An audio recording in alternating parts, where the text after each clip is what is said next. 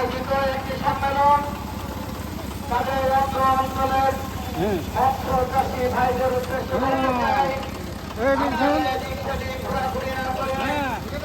সম্মেলনের মাঠে সবাই উপস্থিত হয়ে আজকের সম্মেলনকে সাফল্যমণ্ডিত করার মধ্য দিয়ে অত্র অঞ্চলের মানুষের সকল সুবিধা অসুবিধা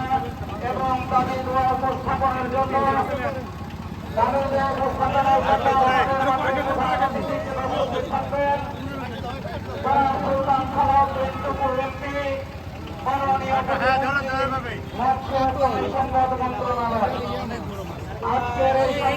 সম্মেলন করবেন